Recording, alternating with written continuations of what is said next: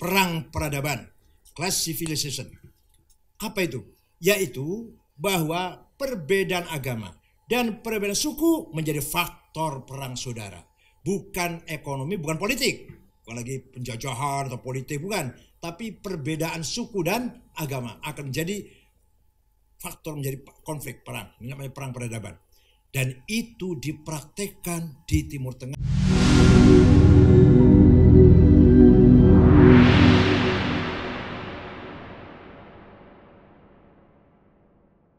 Belum. Kalau Mesir, Sudan, Irak, Suriah, Tunis, Aljazair, negara merdeka atau berdiri negara itu dengan semangat nasionalis, sosial sekuler. Kalau Kuwait, Qatar, Bahrain, Emirat, negara itu lahir hadiyatan wasilah, warahmatan nazilah, wabarakatan syamilah min hadarati sekutu. Hadratul Inggris. Betapa bedanya dengan Indonesia. Kiai Hasyim Asy'ari sudah mengharmoniskan, mengintegralkan antara semangat nasionalisme dengan iman, dengan agama. Luar biasa enggak? Maka di Timur Tengah tidak ada aktivis nasionalis ulama dan tidak ada ulama yang nasionalis. Yusuf Qaradawi, yang sekarang masih hidup tuh. Wahbah Zuhaili, itu masih hidup tuh. Apa nasionalis? Enggak.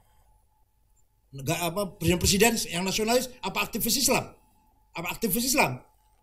Siapa As-Sisi, Bashar Assad, siapa lagi lah presiden sekarang ada itu? Apa aktivis Islam? Aktivis ormas? Enggak. Tapi di kita Kiai Haji Hasyim Asy'ari ulama nasionalis, ulama. Kiai Dahlan pendiri Muhammadiyah ulama nasionalis, ulama. Agus Salim pendiri Syarikat Islam ulama nasionalis, ulama. Alhamdulillah di kita ini. Walaupun kualitas ulamanya nggak begitu hebat. Iya, kita ini kalau diambil satu-satu ulama ini ya sedang-sedang saja. Tapi kalau kita di Mesir, Libanon, Irak, Suriah, satu ini pintar, ini hebat, ini level dunia, ini ya Allah. Baik tafsir, hadis, fikih atau ilmu apa aja lah. Ilmu yang lain pun orang Mesir hebat-hebat. Ahli nuklir ada di Mesir, ahli atom nuklir, wah internasional lah. Itu kan satu. Lah kok jadi satu? Kok jahiliyah? Perang karpe dewe. Kalau di kita, kayaknya hanya lumayan main tahlil, ini lumayan khutbah Jumat, lumayan istighosah, ini lumayan. Tapi kalau jadi satu bisa. Kita ini bisa hidup bersama ini. Kenapa? Dengan semangat membangun tanah air yang kuat. Hubbul watul minal iman. Mereka tidak punya pegangan ini. Ini enggak bukan lelucon nih. Ini saya ngomong bukan lelucon, bukan. Mari kita pahami. Di sana satu-satunya, kalau dilihat satu-satunya pintar-pintar. Ini bahan orang pintar-pintar. Ini bentuknya pintar-pintar. Tapi jadi satu kok berantakan. Jadi satu itu. Malah kata orang Libanon, kata gimana setan? Kenapa sih? Gini terus Libanon jawabnya, quwwatul Lubnan fi dha'fiha. Libanon itu bisa kuat kalau dari sisi lemahnya itu. Kuatnya Libanon dari sisi lemahnya itu. Jawabnya ngawur jawabnya.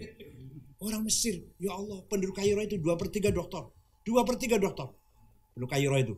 Dia berantakan kayak itu negaranya. Kenapa? Tidak punya hubbul watul iman. Jadi sana itu fanatisme kesukuan belum cair. Belum selesai. Di kita alhamdulillah struktur sosial atau sosial grup, sosial circle sosial kita udah jelas. NU, Muhammadiyah, PUI, Nalwaton, Matul Anwar, sekarang Menteri Agama itu. Tenan itu.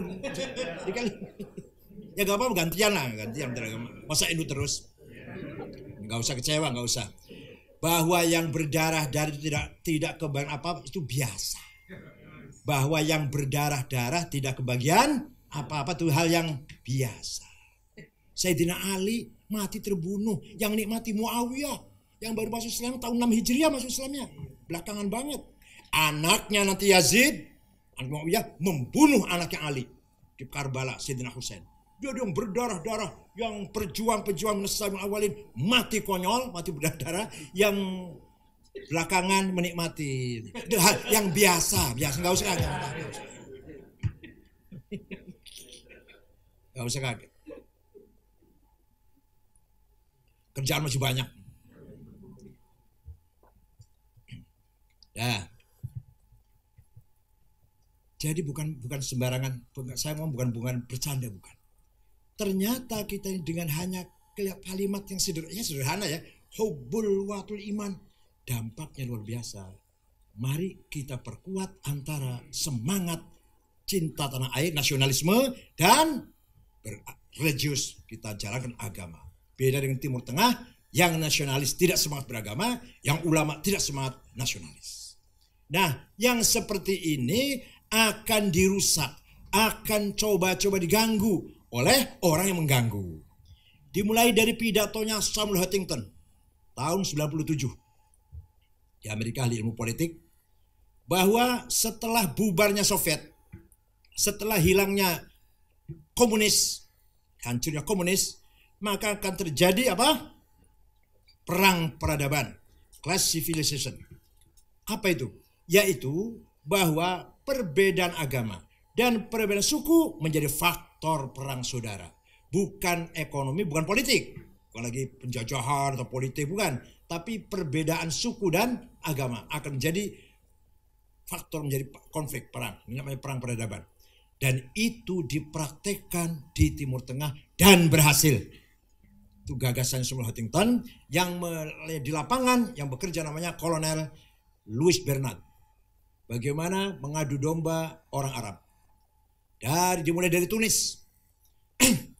Dari Tunis ada seorang miskin, bakul sayur, protes di depan parlemen, di depan DPR, pidato. Ya, mengadu lah. Nggak ada yang gubris. Kan dengarin. Akhirnya ambil bensin, menyiram diri, bakar diri. Dari situlah dengan menggunakan WhatsApp atau Facebook atau iPhone nih, terjadilah Arabi, bukan.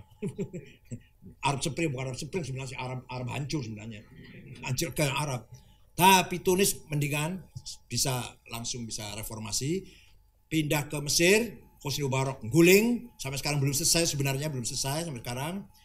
Libya, Muammar Gaddafi ditembak di gorong-gorong air, sampai sekarang antara kota Tripoli yang sebelah barat dan Benghazi sebelah timur perang terus. Malah kebanyakan rakyat Libya menyesal, melakukan itu menyesal. Enak zamanku tuh. Era zaman Gaddafi dulu segalanya murah, segalanya gratis. Sekarang perang saudara terus. Suriah sudah 500.000 orang mati, yang meninggalkan negaranya udah ribuan, ratusan ribu bahkan, yang mati di tengah jalan banyak. Keluar dari negara itu bukan mencari ilmu atau mencari kerjaan, ingin selamat, menyelamatkan nyawanya. Di Suriah sangat tumpang tindih, ada ISIS, Al-Qaeda, Wahabi, Salafi, Hizbut Tahrir, Jabhatul Nasrah, Ahrarus Syam, macam-macam di Syria itu. Ada Syiah, ada Ba'ath, ada Sunni, gitulah Syria. Nah, di Irak sudah 1,5 juta, 1,5 juta orang mati. Bom di jalan, di pasar, di kantor, di masjid, di rumah sakit, di madrasah. Di Suriah, Syekh Said Ramadan Al-Buti, ulama sepuh lagi ngajar tafsir, dibom. Ya mati dibom. Masa nggak mati? Itu. Nah, ketika Soviet nyerang Afghanistan, maka Raja Fahad membuka pendaftaran mujahidin. Menghabiskan dana $400 juta. Merekrut pemuda-pemuda yang mau jihad melawan Soviet dari berbagai negara. Dari Indonesia pun banyak yang ikut. Tapi nggak sebanyak yang ikut ISIS, nggak sebanyak ini. Ada yang ikut lah. Ringkas cerita, dilatih oleh tentara Amerika. Ya, mereka ngerakit itu ngebom perang lah. Ya, Soviet lari, ringkas cerita ini. Soviet lari, meninggalkan Afghanistan. Raja Fahad membubarkan mujahidin dan memanggil yang dari Saudi, pulang. Yang pulang banyak, yang tidak pulang pun banyak. Yaitu Usamah bin Laden yang punya uang waktu itu 2,5 triliun rupiah, dan Ayman al-Zawahiri. Mereka membentuk Al-Qaeda. Nah, oleh Raja Fahad dicabut kewarganegaraannya. Jadi bukan lagi warga negara Saudi, hidup di Afghanistan. Sebenarnya Al-Qaeda sendiri tidak akur dengan Taliban. Kalau Taliban itu pemuda masjid, mahasiswa yang tinggal di masjid tuh. Taliban lain lagi. Jadi Afghanistan luar biasa, ada Al-Qaeda, ada ISIS, ada Taliban, ada pemerintah, macam-macam juga. Padahal 100% muslim padahal. Nah, dari Indonesia Syekh Abu Bakar Bashir, Abdullah Sungkar, itu berada di Johor, Malaysia. Buka pesantren, menampung pelarian-pelarian. Antara lain ada anak yang tadinya ke Malaysia mau cari kerja, jadi ke pesantren itu. Amrozi, Ali Hufron, Mukhlas, Ali Rahmat, sekarang masih ada tahanan Rahmat, Imam Samudra. Akhirnya mondok ke Abu Bakar Bashir, kemudian bergabung dengan Mujahidin Afghanistan. Pulang, gatel tangannya, biasa ngebom, gak ngebom, gatel. Ngebom Bali dan ngebom seterusnya. Itu Al-Qaeda. Ada lagi, anak muda dari Jordan, namanya Mus'ab Zarqawi. Hidupnya di Tel Aviv, di Israel hidupnya. Membentuk Daesh atau ISIS, Daulah Islamiyah Irak Wasyam. Daesh, kalau bahasa Arabnya disingkatnya itu. ISIS itu. Jadi yang bikin ISIS itu 100% anak Yahudi sebenarnya. Atau disuruh Yahudi lah. Dia itu Mus'ab Zarqawi. Ini kasih cerita, 2 tahun Mus'ab ketembak. Nah, Abu Bakar Baghdadi, namanya Ibrahim bin Awad Al-Badri, itu sebenarnya Al-Qaeda dia tuh. Setelah Usama bin Laden ketembak, mati di Pakistan, Abu Bakar Al-Baghdadi ambil ISIS. Mus'ab Zarqawi mati, Usama bin Laden mati, maka Abu Bakar Baghdadi ambil kemudian ISIS dan markasnya di kota Mosul. Kota Mosul ini perbatasan Iran dan Irak, di pinggir jalan besar dari Afghanistan sampai ke Laut Tengah. Jalan lintas lurus oleh Amerika, didukung karena untuk gertak Iran. Lumayan untuk gertak Iran, kan perbatasan ke Iran. Lama-lama kuat. Lama-lama bisa ngerampok bank, ngerampok kilang-kilang minyak, ekspor minyak dengan harga murah, hanya $25 sebarel. Luar biasa. Malah hampir mencetak uang sendiri. Khilafah berdiri. Orang Indonesia banyak tertarik ke sana. Dikira di sana itu di bawah khilafah damai, tentram, adil, makmur, dengan gaji 20 juta. Banyaklah orang pergi ke sana. Pertama kali saya lapor ke polisi, Pak, anak Indonesia di sana itu sekitar 600. Enggak, cuma 200 waktu itu. Waktu itu dia bilang, enggak, cuma 200. Sekarang terbukti lebih dari 1000. Koordinatornya antara lain dari Pasir namanya Salim bin Mubarak At-Tamimi, yang aku namanya hebat, Abu Jandal, yang menantang Pak Muldoko, Pak Sutarman dan Banser itu. Nantang, udah mati, tenang aja. Bahrun Naim itu dari Solo, mati sudah. Apa lagi? Anak Imam Samudra mati sudah. Anaknya Gatot. Itu Khotot namanya Gatot loh. Supaya Arab jadi namanya Khotot. Gatot lah misalnya. Itu anaknya mati juga di sana. Suriah. Walhasil ada dari Cianjur sampai jual tanah, jual mobil, bergabung ISIS. Ada dari Batam, salah satu direktur perusahaan, tinggal perusahaannya, bergabung ISIS. Ada di Jogja seorang dokter, lari ke sana bergabung ISIS. Jadi luar biasa. Provokasi, pengaruh radikalisme di Indonesia ini ternyata berhasil. Cukup berhasil, berapa persen sekarang kalau dihitung? 19%. Radikalisme menolak Pancasila, setuju khilafah, dan setuju dengan cara kekerasan. 19%. Kata Pak Riamizar, TNI 3%. Itu artinya 12.000. 3% itu artinya. Dan saya yakin lebih dari itu. Saya yakin. Itu baru TNI-nya, belum keluarganya. Saya yakin lebih dari 3%. Pak Riamizar bilang 3%, kalau saya yakin lebih dari 3%. Saya pernah ceramah di Unhan, dan dosen berpangkat bintang 1, kelihatan sekali kanan, kelihatan. Saya tahu lah, orangnya kanan. Itu Brigjen pangkatnya, doktor. Ya, jadi luar biasa gitu ya. Masjid-masjid BUMN 80% radikal.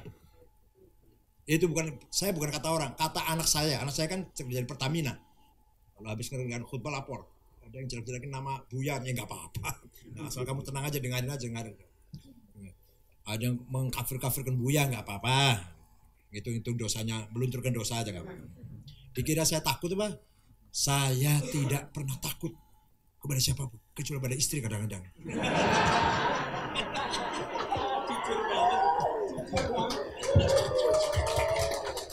Makanya ini ibu jangan galak sama suami, Masya Allah.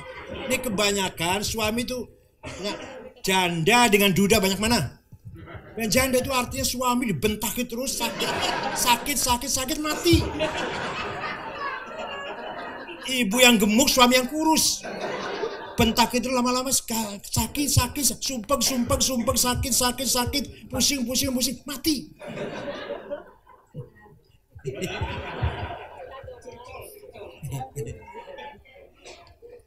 Kesimpulannya, kita yakin alhamdulillah dengan berkat hubbul watan iman dari Hasyim Asy'ari dan didukung oleh Kiai Wahab, Kiai Bisri, Kiai Maksum dari Banten, Kiai Abdurrahman Menes. Oh ya, kakeknya Ustadz Mansur ini, Ustadz Yusuf ini namanya Kiai Mansur, kakeknya ini. Kalau bapaknya nggak tahu, bapak namanya siapa? Kiai Mansur kakek yang ngarang kitab Sulamun Nayyirain. Itu pedoman ru'yah hilal. Ini kakeknya ini. Dia ini tenanan nih. Karena ini betulan nih. Dari kakeknya itu tapi. Nah, hanya entah kenapa menjauh dari PBNU nggak tahu saya. Sekarang dekat ya.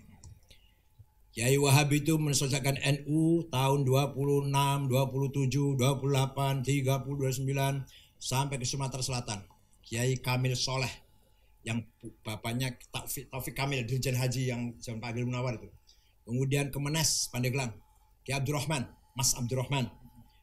Kakek mertuanya, istrinya Pak Hafidh Usman, itu cucunya itu. Ke Betawi, Guru Marzuki, Cipinang Muara. Bogor, Pak Gentongan, Kiai Abdul Hamid. Cirebon, Kiai Abbas Buntet, Kiai Amin Babakan Cuaringin, Kiai Syatur Arjayunangun, Kiai Syujai Segeran Indramayu. Semarang, Kiai Ridwan. Lasem, Mbah Maksum, bapaknya Kiai Ali Maksum. Kudus, Raden Asnawi Kudus. Cepu, Kiai Ihsan, bapaknya Pak Mahfud Utsman. Allahyarhamu sudah meninggal. Kemudian Jember, semuanya. Pasuruan, itu sih Jawa Timur ya. Dan Lombok Tengah, Kiai Guru Faisal, Tuan Guru Faisal dari Lombok Tengah. Muter-muter itu waktu itu tanpa proposal. Uangnya sendiri itu. Karena pergi-pergi dulu kan lama, nggak bisa cepat, nggak kayak saya ke Surabaya sore pulang atau besok pulang. Karena lama 1 bulan, maka Ki Wahab istrinya banyak. Iya. Suatu ketika dari Jombang naik kereta, Dadik sampai di Jogja ada perempuan naik, duduk depannya. Kata Ki Wahab, saya kayak kenal kalau sampean. Ya keluar bekasin jenengan. Sampai lupa jandanya itu. Kalau sekarang enggak loh, pulang Surabaya pagi, sore pulang. Dari mana? Itu dulu. 1 bulan ke Banten, 1 bulan ke Lombok. Jadi alhamdulillah kita yakin kita ini nahnu ashabul haq. Kita ini pemilik kebenaran, the owner of the truth. Kita yang benarlah dalam bernegara berbangsa. NU bukan hanya harakah diniyah, tapi NU juga harakah watoniyah, harakah siyasiyah watoniyah. Selama ada NU, insya Allah civil society akan kuat dan akan menjaga pilar-pilar bangsa ini. Maka ketika tahun 36 Muktamar di Banjarmasin, NU memutuskan bahwa Indonesia Darussalam, bukan Darul Islam. Negara yang damai, merekrut semua komponen yang ada, lintas agama, lintas budaya. Ketika tanggal 18 Agustus BPUP PKI rapat, ketuhanan Maha Esa dengan berkewajiban amal menjalankan Islam bagi para pemeluknya yang dari Indonesia Timur non-Muslim menolak 7 kata itu. Ketuhanan Maha Esa setuju, tapi 7 kata ditolak. Kalau dipaksakan saya nggak mau merdeka lah, saya nggak mau bergabung Indonesia lah. Akhirnya Kiai Wahid Hasyim bapaknya Gus Dur pulang ke Tebuireng karena belum ada WA, pulang. Jumpa bapaknya, kata Kiai Hasyim, nanti malam saya istikharah dulu. Malam istikharah, paginya, Wahid, saya setuju 7 kata dicoret. Asal ada Kementerian Agama. Sebagai manifestasi syariat. Nikah, talak, rujuk, ya haji, wakaf ya ada ya. Apalagi warisan ada, waris ya. Waris ya ada, hibah dari Kementerian Agama lah. Jadi ada manifestasi syariah lah. Walaupun bukan negara syariah, tapi ada syariahnya itu sebatas nikah, talak, rujuk, wakaf, haji, waris diatur oleh Kemenag. Maka semenjak Presiden Bung Karno, Menteri Agama selalu dari NU. Iya. Pak Hasyim, Kafrawi, Wahib Wahab, Muhammad Ilyas, Syaikhul Zuhri, Muhammad Dahlan. Zaman Pak Harto non NU, Muti Ali, Alam Syah, Nur Syadili, Tanwir Tahir, Malik Fajar. Musnad formasi NU lagi, Fathul Hah, Agil Munawar, Maftuh Basuni, Surya Dharma Ali, Lukman. Sekarang karena adanya Kementerian Agama itu usulnya NU. Ada Musabaqatul Quran itu NU dulu tahun 64 di Bandung. Yang menang 3, juaranya 3. Ki Abdul Aziz Muslim Tegal, Fuad Zen Buntet, dan sekarang masih hidup tuh Basori Alwi dari Singosari Malang, masih hidup tuh, 98-97 umurnya. Juara Kuratul Bandung. Ya, pertama kali MTQ itu NU. Kemudian diambil di take over oleh Kementerian Agama, plat merahnya nggak apa-apa lah. Kita bikin sendiri lagi nanti. Yang pertama kali usul ada TPIH, TPHD, TPHI. Bimbingan haji lah supaya hajinya benar orang ini. Dari NU yang mengusulkan. Dulu nggak banyak syarat. Syaratnya cuma bisa baca takrib. Syaratnya bisa baca Fathul Qorib, bisa pembimbing haji berangkat. Kalau sekarang syaratnya banyak banget sekarang. Itu waktu Menteri Agamanya Wahid Wahab itu. Yang pertama mendirikan perguruan tinggi Islam negeri NU, YIN Jogja. Namanya apa? Pertama PTDN ya. PTDI. Rektornya Pak Sunaryo. Ketua tim terjemah Al-Quran Depak itu. Sunaryo. Prof. Sunaryo. Sampai tahun 2001 jadi rektor itu. Diganti oleh Pak Hasbul Bakri, kita Muti Ali. Walhasil jasa itu sangat banyak sekali. Dan itu harus kita akui. Sayang belum lagi perang 10 November. Ya Allah. Nika datang. Soekarno, Sudirman, dan Bung Hatta bingung. Kena gini mana cara ngelawannya ini. Tentara baru istirahat. Nggak mungkin. Ya sudah. Kalau gitu dikeroyok. Intifadah. Dikeroyok oleh rakyat. Kita pakai batu, bata, kayu, besi. Semuanya golok. Bukan perang, namanya intifadah. Kayak anak Palestina melempari tank baja dengan kerikil, namanya intifadah namanya. Bukan harb, bukan. Nggak seimbang. Kalau harb seimbang. Kital seimbang. Ini enggak. Tapi yang mengerahkan rakyat ini siapa yang bisa? Nah, ternyata yang bisa Kiai Haji Hasyim Asy'ari, yang bisa mengerahkan rakyat untuk intifadah menyambut kedatangan Brigjen Malabi tadi. Begitu utusan datang ke Tebuireng, Bung Tomo pun dari Surabaya datang, Kiai Hasyim Asy'ari mengeluarkan fatwa tanggal 22 Oktober bahwa membela tanah air fardhu ain, sama seperti sholat, semua orang wajib. Yang kaya, yang miskin, yang bodoh, yang pintar, yang semua orang wajib, seperti orang wajib sholat lah, setiap orang wajib. Itulah Resul Jihad. Tanpa itu tidak perlawanan tanggal 10 November. Begitu perang, sebenarnya Bung Tomo sudah mau mulai perang terus sejak keluar fatwa itu. Oleh Mbah Hasyim ditahan. Sebentar. Nunggu singa dari Cirebon. Dari Cirebon bukan dari Kendal, dari Cirebon. Betul. Begitu datang Ki Abbas dari Buntet, Ki Satori Jenangun, Ki Amin dari Babakan Ciwaringin. Nah, singanya udah datang. Ayo mulai perang. Jadi Bung Tomo itu sudah ngejak perang Tegal. Begitu keluar fatwa, baunya perang. Oleh Mbah Hasyim ditahan. Nunggu singa dari Cirebon. Maka mengambil markas di sebuah rumah di jalan di desa Siwalan Kerto, Gang Pabrik Kulit, Jalan Ahmad Yani. Desanya siapa? Khofifah. Sampai sekarang masih ada tuh rumah bekas markas komandannya Mbak Kiai Abbas. Konon begitu perang, Malabi mati, supirnya, asistennya Ajun mati. Yang masang bom di mobilnya bukan tentara, santri Tebuireng, namanya Harun. Sayang Harun tidak lari jauh, malah ingin lihat hasilnya. Masang bom dilihat kayak apa hasilnya. Harun pun syahid. Ada santri naik ke atapnya Hotel Orient, sekarang Hotel Majapahit, masih utuh hotelnya itu, masih potongan Belanda lah. Merobek-robek bendera Belanda, mengibarkan merah putih. Ditembakin dari bawah, selamat, pakai akik anti peluru soalnya. Ada lagi Kiai Abbas, ini percaya boleh gak apa-apa. Kiai Abbas mampu menjatuhkan pesawat 3, pesawat tempur 3 dijatuhkan Kiai Abbas, dilempar dengan batu cincinnya, batu tasbihnya. Tasbihnya tuh ambil satu batu lempar, kebetulan mesinnya rusak, datang lagi ambil satu batu lempar, kebetulan pilotnya mabok barengan. Yang ketiga bocor pertanyaannya, bahan bakarnya bocor terbakar ya. Walhasil Walhasil biji tasbih itu oleh Ki Abdullah Abbas diberikan pada Gus Dur ketika menghadapi Muktamar Cipasung. Tapi batu itu hilang ketika dioperasi. Tadi dibawa terus oleh Gus Dur. Pas operasi stroke itu di Cipto hilang batu itu. Itu hadiah dari Ki Abdullah Abbas diberikan tanggal 19 November di Hotel Sheraton di Bandung. Pada waktu memberikan itu hanya Ki Abdullah dan saya, yang lain aja nggak boleh masuk.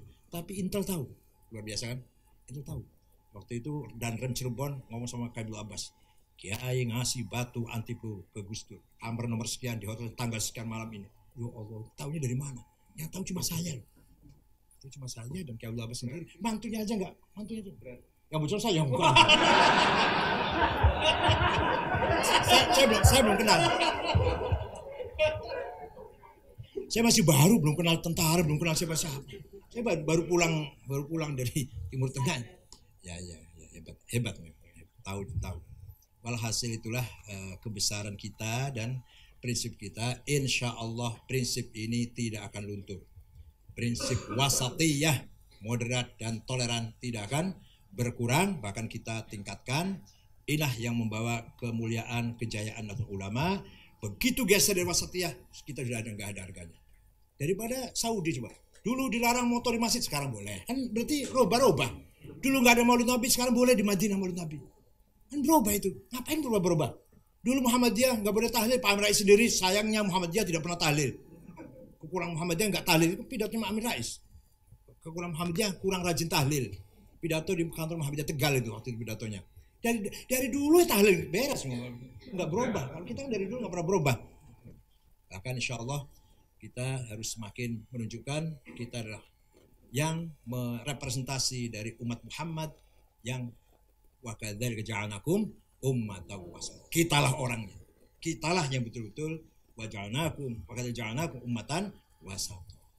Syukran wa dumtum fil khair barakati wa najah wa ihfazkum min ahati wal afat wal mihan wal fitan wa khudh bi aydikum wa fihi salah wal khair wal barakah wal biqlakum at-tariq